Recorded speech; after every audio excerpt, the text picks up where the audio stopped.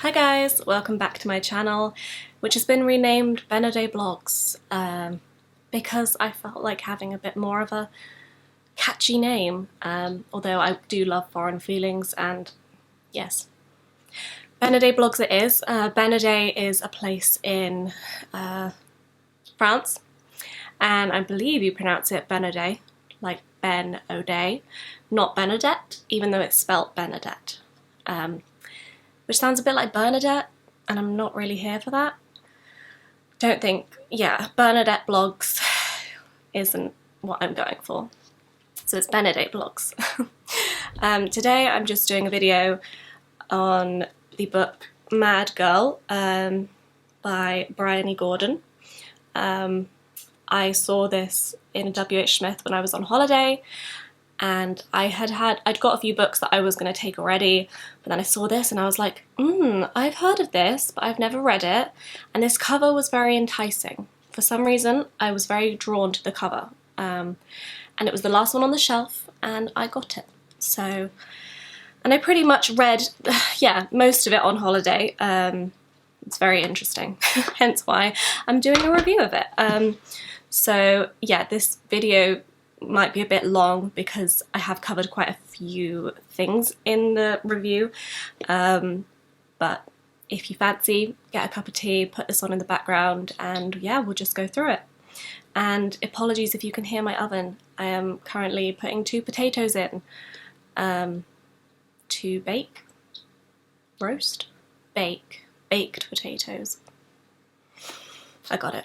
Just before we begin, I just want to say that OCD stands for Obsessive Compulsive Disorder, and yeah, now we can get into it. So in this memoir, Bryony Gordon takes us through her experience of OCD and mental distress over a span of 30 years.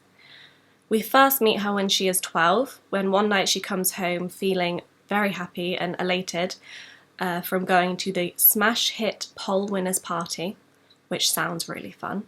Would have definitely gone had I been alive at this time. I'm not sure if I'm alive at this time.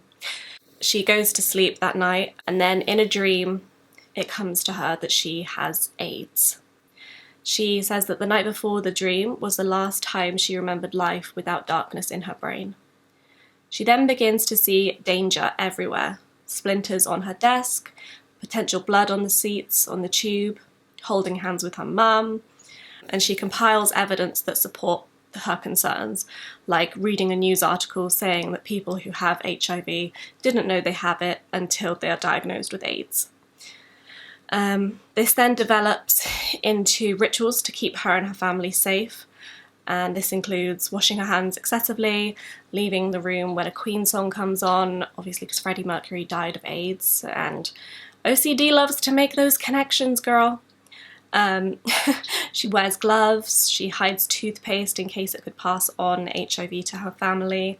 She tells us that she didn't experience any massive past trauma aside from her parents breaking up, which she didn't find particularly distressing. So there was no obvious sort of trigger as to why the OCD came when it did. And through her teenage years, at one point, the OCD is just like, bye, and it's gone. And she puts it down to like hormones or a phase, you know. And that's just the first chapter. We then go on to present day Bryony, who is going through a box that her mother has kept with all her writings in from when she was a teenager. They take form of articles that would be in the newspaper, her own fictional newspaper about her, and her romance with David Duchovny. I can relate. I too have had a past love for David Duchovny. Anyway, however, a few years later, her OCD returns in the form of harm OCD, and she goes to the doctor to tell them that her brain tells her that she's going to hurt someone else. She starts to notice things in her environment that could be potential harms to her, and you know, bins where she could have put bodies, and has to hide knife blocks and curtain cords and count paracetamol tablets in case she's put them in her family's food. And she kind of develops rituals to cope with this, one form of a ritual that she takes for her is that she comes up with phrases to say to counteract the OCD thoughts. Her mother gives her an article about OCD, which describes different types of OCD, including like sexual orientation OCD and harm OCD. And this gives Bryony a realization that she might have it, and feels very comforted by the police. Comforted by the peace. She gets diagnosed and goes on medication, and to begin with, she goes through the side effects, like all of the side effects. I think she lists like all of them, or a good portion of them. From the stress, we gather she develops alopecia and has trouble with her body image and thinks she's fat, so she starts to bring up food. And at one point the dentist tells her that she needs to stop doing this because it is making her teeth be destroyed by acid. Bryony gets a job at the Telegraph. This is sort of, I think, in her early 20s. Meets a man called Paul, who she believes to be in love with. He has some concerning behaviours, and she blames herself for his actions and ends up in an abusive relationship with him. And we kind of get to know about her bulimic tendencies and, yeah, her difficulties with the body image. On a lighter note, we need these in these books. We get to see the adventures that she has from her job at the Telegraph, which include flying over the world to meet celebrities to interview. Like Bjork goes to the Great Wall of China with Cliff Richard and Olivia Newton-John, and goes to a party after the Oscars at Elton John's, and these are just a few of the examples she gives. She breaks up with Paul and tries drugs for the first time, and sooner or later develops a habit of taking it, sort of an addiction. She says that with it, she is Bryony without any of the fear, and that doesn't have to confront any of the OCD. Bunny? That's the other book I've blinking reviewed, and now I'm going like, Bunny? No, Bryony. Bryony realises she has begun to get a reputation for her partying, animal, man-lover life, and the fact that she is having an affair with a married man. Her boss then gives her the opportunity to go on an expedition to Scotland to the Arctic Circle in a speedboat with several men she doesn't know, and she realises at this point that something needs to change and sort of needs to change from her monotonous, embarrassing life. So she goes, and she thoroughly enjoys it and begins to see a way forward with her life. We go on to hear about a relationship with a man she's known for a while as a friend, only for it to turn more romantic. She gets pregnant, and this is when her OCD spikes up further. And I think throughout the previous section that I just spoke about, you know, the OCD is there and it's still happening, and we're still getting snippets of what it's like for her. It was more like dormant, or it wasn't, with the drug addiction and sort of partying and all this. It was there, but it wasn't always as powerful as it has been. But at this point it gets much worse. She begins to have intrusive thoughts that the baby isn't her partner's, and that she may have copulated with a man. Why did I just use that word? I have no idea why I just used the word copulated. She worries that she has copulated with a man when she was intoxicated, and messages people for reassurance that she didn't. When her daughter is born, she is plagued with thoughts that she has harmed her or done things to her, and realises that her OCD has completely taken over her brain. She manages to get private healthcare where the doctor prescribes her relaxation pills and says that she can have CBT sessions, which will be covered on her work health insurance. We get a brief overview what the CBT sessions involve, including cutting off any rituals or routines and not asking for reassurance from others, and just realising that the thoughts are just thoughts and not giving them more power than they need or want. She has to then say her thoughts out loud, which is quite a normal thing in CBT, and begins to do exercise to help with her well-being. she slowly starts to feel a bit brighter. In the epilogue, is that how you say it? In the epilogue, we learn that throughout writing this book, she wasn't taking care of herself and the OCD had reoccurred.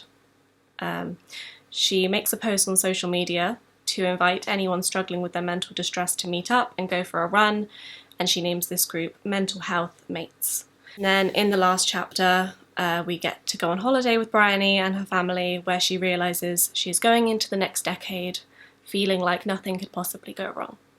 So that's the overview of the book. Well, it's quite a detailed overview. It's a précis, let's go with that.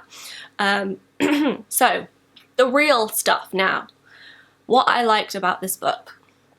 1, it's honest about OCD. She doesn't shy away from the real life experience of living with obsessive compulsive disorder. We get to know what her intrusive thoughts are and the rituals she develops to counteract these intrusive thoughts. And at first we see that she experiences contamination OCD, and which then sort of mutates into harm OCD and then goes on from there to different types of OCD, which is quite normal for OCD. It will sort of start with one thing and then, mutate into other forms of OCD. And there's plenty of them. And they all have specific topics that intrusive thoughts will surround.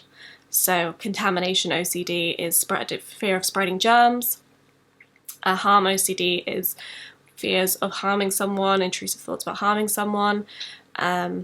SOCD is sexual orientation OCD, where you have intrusive thoughts about your sexuality. There's religious OCD, where you get intrusive thoughts about religion, and there are so many, and you can just look this up on the internet. There's a lot of different types of OCD. It is not just what the media portrays, obsessive cleaning. That is a stereotype that just needs to go, because how long have people been dealing with OCD? And it's just been that in the media. Anyway, so it's just good to raise awareness that it isn't just one type. They all focus on a different theme of intrusive thought, however it is the same pattern that OCD always follows, which is intrusive thought, avoidance and or ritual. So it is brutally honest in the thoughts she has, often thoughts that people uneducated on OCD may find troubling. However, to those who are educated about it and experience it, they're pretty common kinds of OCD thoughts, and OCD thoughts really hurt a person and concern a person because they are so appalled by that thought that they believe they could act upon it. They have to take it in and be like, I need to make sure this doesn't happen. Well, this is kind of my experience, but also what I know from a lot of other people who had experiences as well. And as a side note, my therapist a long time ago came up with a really good way of describing how people who suffer with OCD react to troubling thoughts. She said that the thoughts are just adverts, and instead of letting them just be there and then move on to the next, we get into it. We get into the advert and we make it stay. We're like, nope, this is an advert that I need to pay attention to, and we give it power. Most people wouldn't bother with the advert, whereas those who do are just so appalled that they have to make sure that they can prevent the advert from doing anything. So yeah. Bryony asking to be locked away is important, as I believe it is a request that many OCD sufferers make to their doctors. They feel so unsafe with what is in their mind that they would rather be taken away and be physically unable to act upon those thoughts. I too have asked a doctor this. Another interesting part of this book is the topic of putting children on antidepressants. Bryony gives us statistics about teenagers that are on antidepressants, and that there are almost as many prescriptions given out yearly as there are people in the country. She goes on to tell us that she was prescribed them and felt so desperate for things to change that she did go on them. She obviously lists the possible side effects, which takes up a whole page in the book, and I think in general there needs to be a conversation about putting children onto psychotropic drugs. And it's not something I've ever seen discussed. Not really. and it's very common. It's very common to put children on these things. We obviously don't know loads about antidepressants, and even the doctors say, we don't know how it works, like we don't know, but it seems to. And their efficiency, the way they work, their side effects and the long-term impacts. The brain is not fully developed until the age of 25. And yeah, it's something that I think is being completely shoved under the carpet. I was first prescribed a psychotropic drug at the age of 12 to combat effects of an anxiety attack. 12. And as children, you don't understand like what they can do, what the long-term impacts can do. You're just sort of given a sheet saying this might help. So I think it's a topic that needs to be discussed, whether children can consent to having psychotropic drugs given to them. And I think parents need to be much more informed about what these drugs are. And at some point in the future, I will do more videos on this. But for now, I think there is a severe lack of information provided to children and parents for them to make an informed decision. And usually there is trust between them and the healthcare provider, but yeah, it's a difficult one. And as we know, you can be put on drugs and they can fully just make you feel more like unaliving yourself. So my main point here is to say that there needs to be greater awareness about giving pills to children whose brains are still developing. The question is, do children and parents understand the weight of putting psychotropic drugs into their systems? And it's just a topic that needs to be discussed, in my opinion. And I'm not saying they don't help certain people, just saying that like there needs to be more discussion on the topic. The book also raises questions about treatment. She's able to get private healthcare because of her job, and that covers the doctor and the therapy. There are many people who don't have the option of that. They aren't in a position to get private medical healthcare, and they're left to survive on their own. And the state of the NHS, as we know, is not good, with their waiting lists, and how that if you are offered therapy, it's usually only for a very short period of time. The book is relatable. Anyone who suffers from OCD will find some comfort in this book, learning that you're not alone and you're not the only one to go through it. And in reality, there's a lot of people going through it, much more than you think. And there's a very easy writing style in this book. It comes through that she has always been very talented at writing and knows how to use comedy alongside a subject that can be very dark. It has humour at points and at no point feels too dense or difficult to understand or digest. So all in all, it was a good book to read. It provides clear experiences of OCD and how debilitating it can be, and how it's usually not just a one-time thing.